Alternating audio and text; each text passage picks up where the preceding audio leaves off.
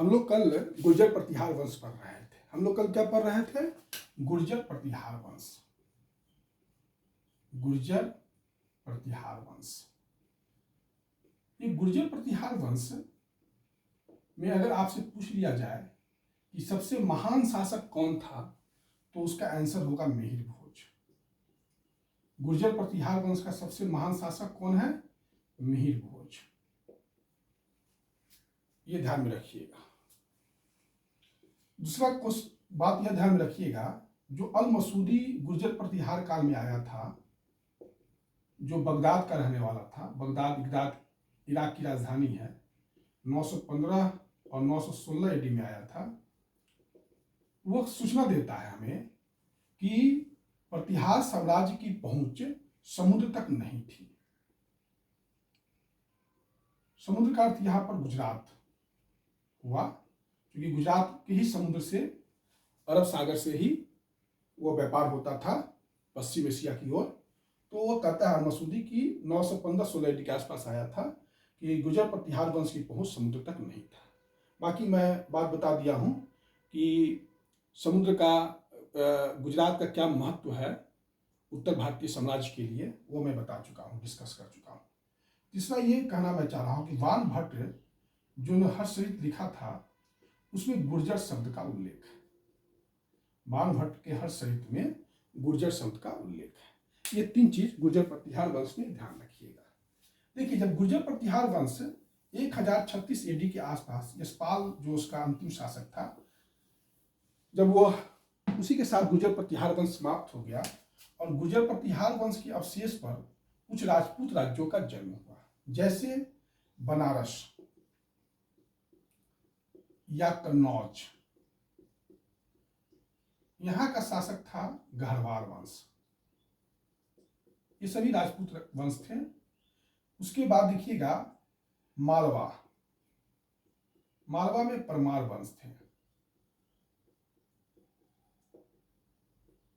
उसके बाद अजमेर में देखिएगा चौहान वंश थे। ये सब सभी जो थे प्रतिहारों के ही सामंत थे, या प्रतिहार साम्राज्य के अवशेष पर इन राज्यों का जन्म हुआ था। उसके बाद आपका है दिल्ली का तोमर, जबलपुर का कलचूरी,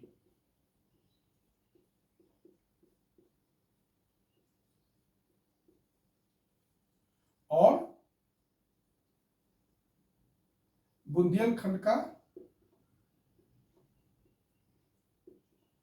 चंदेल। ये सब राज्य आपको दिल्ली सल्तनत गुर्जर प्रतिहार वंश के अवशेष पर इन राजपूत राज्यों का जन्म हुआ। ये तो आप लोग ध्यान में रखिएगा। बंगाल और बिहार में पाल और सेन का शासन था। ये मैं पढ़ा चुका हूं। पहले पाल वंश आया और सेन वंश आया। देखिए, बंगाल और बिहार, पाल और सेन वंश आया। ये थोड़ा सा मैं पढ़ा चुका हूं। अब हम लोग एक एक करके इन राज्यों के बारे में पढ़ेंगे। सबसे पहले हम लोग पढ़ेंगे गढ़वाल वंश के बारे में। सबसे पहले हम लोग किसके बारे में पढ़ेंगे? गढ़वाल वंश के बारे में।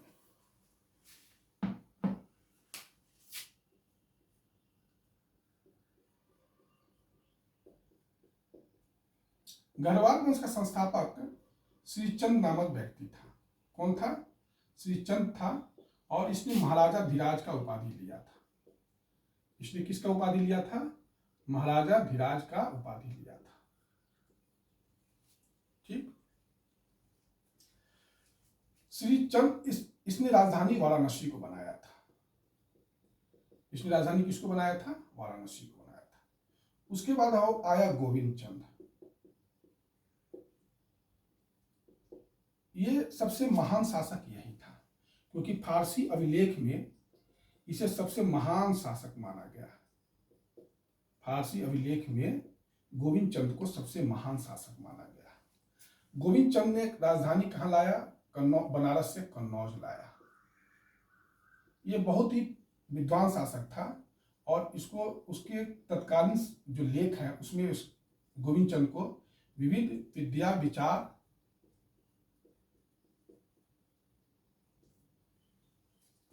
विचार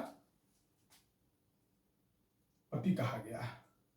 ठीक, तो इतना पढ़ने लिखने में यह तेज था, काफी पढ़ा लिखा शासक था। इसके दरबार में एक विद्वान रहते थे, उनका नाम है लक्ष्मीधर। लक्ष्मीधर ने कीर्ति विद्वान नहीं रहते थे, सॉरी, गोविंद चंद के दरबार में मंत्री था, युद्ध और शांति का मंत्री कौन था? लक्ष्मीधर था। और इस लक्ष्मीधर ने कीर्ति कल्पतरु नामक पुस्तक का रचना किया था। गोविंद चंद के बाद सबसे जो महान शासक बनते हैं वो हैं जयचंद। जयचंद का समय है 1170 एडी से 1194 एडी। ये सबसे इंपॉर्टेंट शासक यही था। जयचंद ने राजस्व यज्ञ किया था, याद रखिएगा। जयचंद ने क्या किया था? राजस्व यज्ञ किया था। जयचंद के दरबार में एक विद्वान रहते थे, उनका नाम था श्रीहर्ष। श्रीहर्ष ने 2 किताब लिखा था, खंडन खड्ड काव्य और नैषध चरित। श्रीहर्ष ने 2 किताब लिखा था, खंडन खड्ड काव्य और नैषध चरित। जयचंद की बेटी का नाम संयोगिता था, इसको थोड़ा सा ध्यान में रखिएगा। जयचंद की बेटी का नाम क्या था? संयोगिता था। और जयचंद की बेटी का नाम संयोगिता था और संयोगिता को पसंद करता था पृथ्वीराज तृतीय। कौन पसंद करता था? पृथ्वीराज तृतीय पसंद करता था। ये पृथ्वीराज तृतीय कौन है ये मैं बताऊंगा। अभी आप लोग इतना ही समझिए कि जयचंद की बेटी थी संयोगिता, उसको पसंद करता था, चाहे विवाह करना चाहता था पृथ्वीराज तृतीय। पृथ्वीराज तृतीय ने संयोगिता का अपहरण भी कर लिया था। ठीक, मतलब इसको आप कह सकते हैं बलात् अपहरण भी कर लिया था संयोगिता का विवाह करने के लिए। जयचंद जो है 1194 एडी में मोहम्मद गोरी, हम पढ़ाएंगे मोहम्मद गोरी कौन है, अभी आप इतना ही समझिए कि मोहम्मद गोरी के द्वारा चंदावर का युद्ध हुआ था। चंदावर का युद्ध हुआ था, उसमें जयचंद मारा गया। चंदावर कहाँ है? उत्तर प्रदेश के फिरोजाबाद जिला में है। उत्तर प्रदेश के फिरोजाबाद जिला में चंदावर है और यमुना नदी के किनारे है। इस तरीके से गढ़वाल वंश समाप्त हो गया। गढ़वाल वंश के बाद आपका है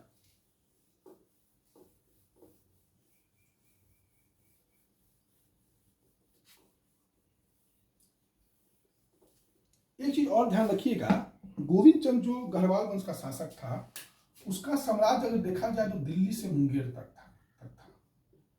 दिल्ली से मुंगेर तक था और इसने ही पाल या सेन वंश को बंगाल तक सीमित कर दिया। गोविंद चंद्र का जो साम्राज्य था वो दिल्ली से मुंगेर तक था और पाल वंश को ही कहिए, पाल ही को कहिए, पाल वंश को इसने क्या किया कि बिहार से बाहर कर दिया और मुंगेर बंगाल तक ही सीमित कर दिया। ये गोविंद चंद का योगदान था कि पालों को बिहार से आउट कर दिया। पाल के साथ एक ध्यान में आया कि गोपाल, जो कभी कभी परीक्षा में पूछ लिया जाता है कि पाल शासक का जो संस्थापक गोपाल जो था वो उदनपुरी महाविहार स्थापित किया था। वो कहाँ है उदनपुरी? उदनपुरी बिहार में है। कभी कभी पूछ लिया जाता है कि उदनपुरी कहाँ है, तो वो बिहार में है। थोड़ा ध्यान में आप लोग रखिएगा। इस तरीके से आपका गढ़वाल वंश समाप्त हो गया। गढ़वाल वंश के बाद है अजमेर के चौहान।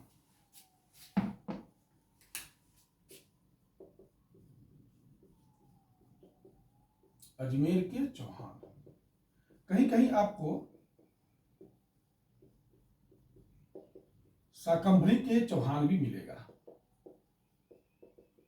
इसका अर्थ हुआ सांभर प्लस अजमेर।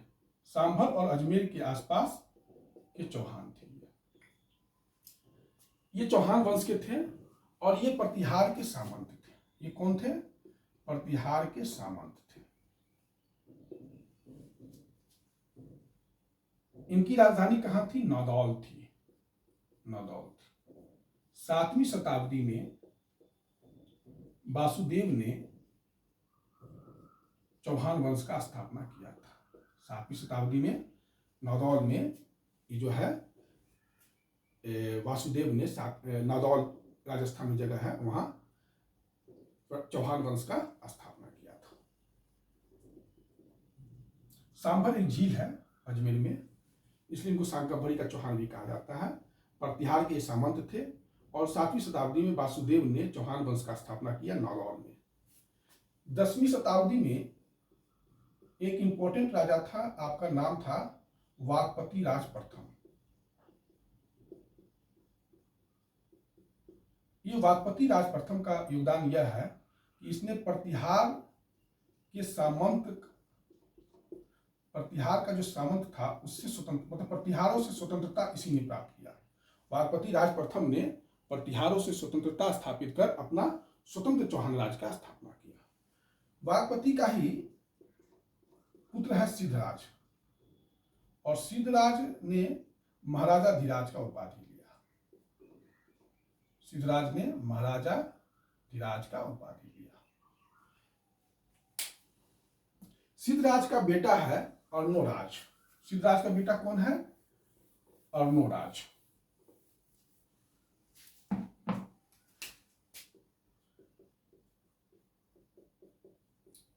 ये अर्णोराज जो है ये महमूद गजनवी की सेना को पराजित किया था। ये थोड़ा सा याद में रखिएगा।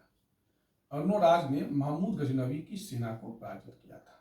मैं पढ़ाऊंगा कि महमूद गजनवी कौन है, लेकिन ये एकमात्र राजा है जो महमूद गजनवी की सेना को पराजित करता है, वह अर्णोराज है। देखिए, लोग कहता है कि मुसलमान आक्रमणकारी थे, बहुत बड़े फाइटर थे। मैं तो इतिहास पढ़ता हूँ तो मुझे ये लगता है कि नहीं, राजपूत रियली बहुत बड़े फाइटर थे। और इतिहास की किताब में जो हम लोगों को गलती पढ़ाया गया वामपंथी विचारधारा के कारण, वो बहुत गलत चीज है। कभी भी आने वाली पीढ़ी इन वामपंथी इतिहासकारों को माफ नहीं करेगी। मैं स्पष्ट ढंग से कहता हूं, ये अंग्रेज से ज्यादा अंग्रेज निकले। ये वामपंथी इतिहासकार जो थे, अंग्रेज इतिहासकार से ज्यादा अंग्रेज निकल गए।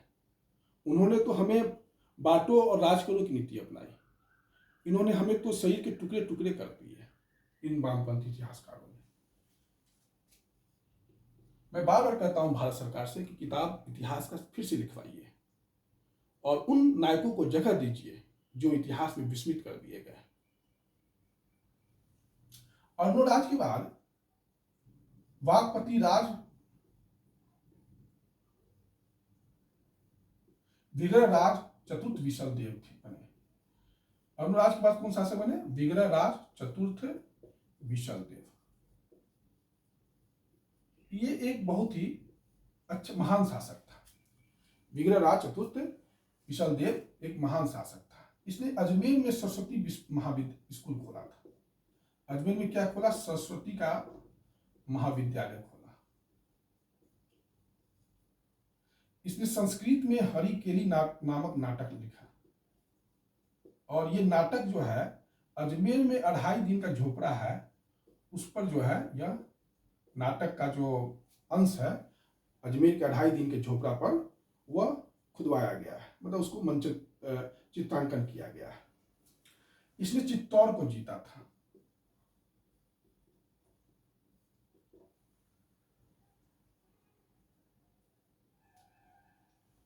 इसने चित्तौड़ को जीता था।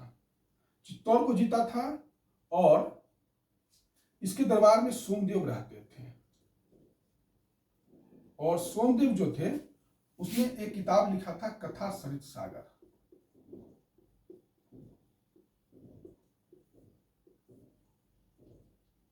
इंपॉर्टेंट बात है, इसने चित्तौड़ को जीता था, ये बता दिए हैं।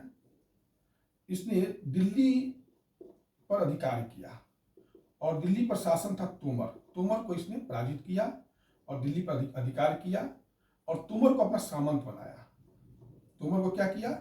अपना सामंत बनाया। इसका जो विग्रहराज चतुर विशल देव जो है, इसका बार बार संघर्ष मालवा का जो परमार राजा भोज था उससे भी लड़ाई होता था। भोज से भी इसका लड़ाई होता था। इसने अजमेर में अन्ना सागर झील का भी निर्माण किया था। अन्ना सागर झील का भी निर्माण किया था। ये विग्रहराज चतुर्थ विशल देव के बारे में कुछ इंपॉर्टेंट जो है बात है जो आप लोग को ध्यान में रखना चाहिए।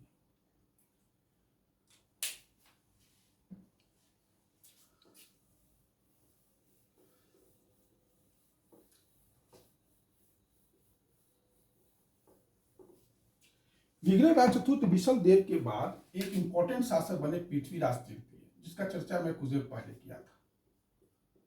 पृथ्वीराज तृतीय, इनको राय पिथौरा भी कहा जाता है। इनको राय पिथौरा भी कहा जाता है और राय पिथौरा के नाम से ही ये प्रसिद्ध है। पृथ्वीराज तृतीय चूंकि चौहान वंश के थे, इसलिए इनको पृथ्वीराज चौहान कहा जाता है। ये सोमेश्वर के पुत्र थे। इनके पुत्र थे सोमेश्वर के पुत्र थे। 1177 एडी में ये राजा बने थे और जब राजा बने थे तो मात्र 11 साल के थे, लेकिन 16 साल तक इनको ठीक से गद्दी पर से बैठा के रखा गया और प्रशासन का काम ये 16 साल से देखना शुरू कर दिया। पृथ्वीराज तृतीय ने 1182 एडी में जो चंदेल शासक है बुंदेलखंड का, उसको महोबा में एक रात्रि अभियान में पराजित करते हैं और उस समय चंदेल शासक है परमार्दी देव। कौन है? परमार्दी देव। ये परमार्दी देव का दो इंपोर्टेंट सेनानायक है आल्हा और उदल। आल्हा और उदल, ये दोनों सेनानायक इस युद्ध में मारे गए थे। परमार्दी देव के दोनों सेनानायक आल्हा और उदल गए थे। आज भी आप जाइएगा बुंदेलखंड में तो आल्हा और उदल का गीत, वीर गीत गाया जाता है। ये इंपॉर्टेंट चीज है। देखिए इस युद्ध में क्या हुआ था कि गढ़वाल शासक जयचंद ने साथ दिया था परमार्दी देव का और पृथ्वीराज तृतीय का साथ नहीं दिया था। तो गढ़वाल शासक में और पृथ्वीराज चौहान के बीच, जयचंद और पृथ्वीराज तृतीय के बीच शत्रुता का एक ये भी कारण था, क्योंकि इसने परमार्दी देव को साथ दिया था। यही कारण है कि कभी भी राजपूत राज्यों में एकता नहीं स्थापित हो सका। 1186 एडी में पृथ्वीराज तृतीय चालुक शासक से पराजित हो जाता है और इसकी मजबूरी हो जाती है कि अब वह पंजाब की ओर देखे। पंजाब की ओर देखे। इसी समय चूंकि दिल्ली पर तो अधिकार है ही, तो जब ये पंजाब की ओर बढ़ते हैं तो 1191 ईडी में पंजाब में एक जगह है तबर हिंद। तबर हिंद तक मोहम्मद गोरी पहुंच चुका था। मैं बताऊंगा कौन है मोहम्मद गोरी। तबर हिंद तक पहुंच चुका था और इसी बात को लेकर तराइन का पहला युद्ध हुआ मोहम्मद गोरी और पृथ्वीराज तृतीय के बीच। इस युद्ध में पृथ्वीराज तृतीय जीत गया और मोहम्मद गोरी हार गया।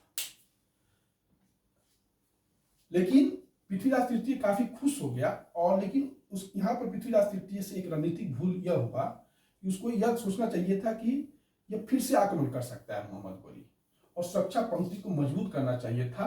लेकिन यहाँ पर राजपूत राज्यों ने, चाहे जयचंद हो, ये सब जो है साथ नहीं दिया था मोहम्मद पृथ्वीराज तृतीय का और मोहम्मद गोरी का ही साथ दिया था। शत्रुता का नंबर एक पॉइंट यह था कि उसकी बेटी से यह अपहरण कर लिया था। ये भी संयुक्ता जो जयचंद की बेटी था उसका अपहरण कर लिया था। एक साल के बाद फिर से जो है मोहम्मद गोरी दिल्ली की ओर बढ़ता है और तराइन का दूसरा युद्ध होता है। और इस युद्ध में पृथ्वीराज चौहान जो है बंदी बना लिया जाता है, हार जाता है और फिर कुछ दिन के बाद उसको हत्या कर दी जाती है। इस प्रकार से चौहान वंश समाप्त हो जाता है। मैंने एक दिन चर्चा किया था कि मैं चंद्रदाई के बारे में बताऊंगा। पृथ्वीराज चौहान का या पृथ्वीराज तृतीय का जो राज कवि था वो चंद्रदाई था। कौन था? चंद्रदाई था। इसने जो है अपभ्रंश भाषा में पृथ्वीराज रासो लिखा था। पृथ्वीराज रासो लिखा था। जानक ने संस्कृत भाषा में पृथ्वीराज विजय लिखा था।